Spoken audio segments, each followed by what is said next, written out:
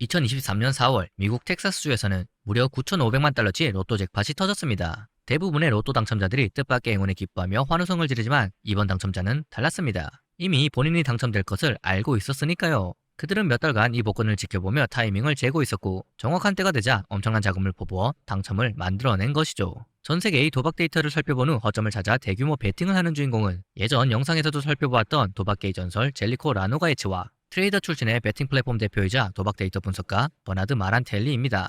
오늘의 수업 내용은 데이터와 확률로 로또 1등에 당첨된 전문 도박꾼들의 로또 해킹 역사와 마란텔리와 라노가에츠가 텍사스주 로또에서 허점을 발견한 후 이를 공략하여 9,500만 달러 잭팟에 당첨된 비법에 관한 이야기입니다.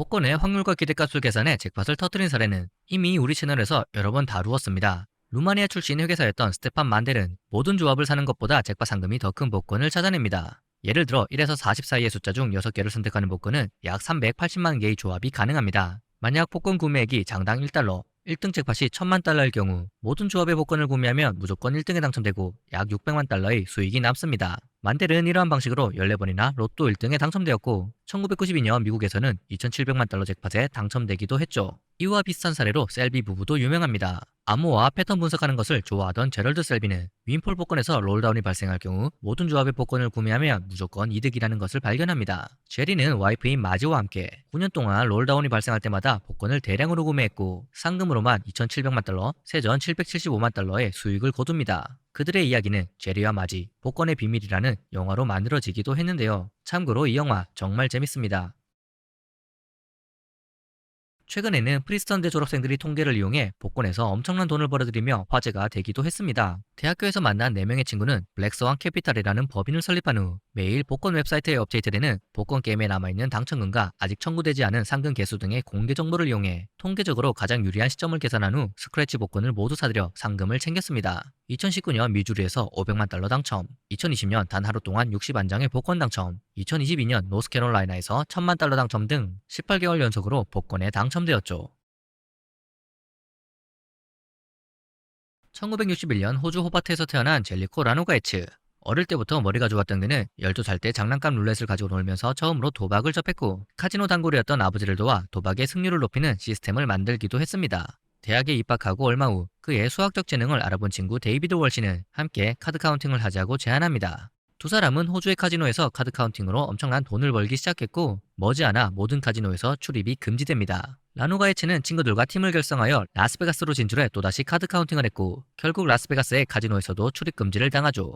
그는 데이비드 월시 그리고 친구들과 함께 뱅크롤 펀터스 클럽이라는 도박 그룹을 만든 후 데이터와 수학을 이용해 유리한 기회를 찾아 막대한 금액을 베팅하기 시작합니다. 300명 이상의 데이터 분석가, 수학자, 컴퓨터 과학자, 경기 분석가 등으로 구성된 도박팀은 전 세계의 복권, 경마, 스포츠 등 종류를 가리지 않고 매일 24시간 연간 10억 달러 이상을 베팅하며 엄청난 돈을 벌고 있습니다. 모든 번호를 구매할 수만 있다면 거액의 잭팟을 딸 수 있는 복권을 발견하여 120만 달러를 땄고 키노에서도 같은 방법으로 750만 달러를 땄으며 도쿄 경마에서 6,300만 달러를 따기도 했습니다. 2011년 라노가이츠는 블랙잭 명예의 전당에 이름을 올리기도 했죠. 결혼 후 아내의 성을 따라 존 윌슨이라는 가명을 쓰고 있는 라노가이츠는 대담한 판을 성공시키는 능력 때문에 조커라고 불리기도 하며 좀처럼 모습을 드러내지 않는 은둔 생활을 하기 때문에 네스오의 괴물이라 불리기도 합니다. 라노가이츠의 자산은 약 6억 달러, 대학 시절부터 그와 함께한 월시의 자산도 2억 달러나 됩니다. 도박에 대한 열정을 잃은 월시는 베팅을 관두고 미술관을 운영하고 있지만 라노가이츠는 여전히 도박을 멈추지 않으며 알고리즘, 정교한 프로그램, 데이터 분석을 통해 전세계 도박 시장에서 빈틈을 발견하고 있습니다.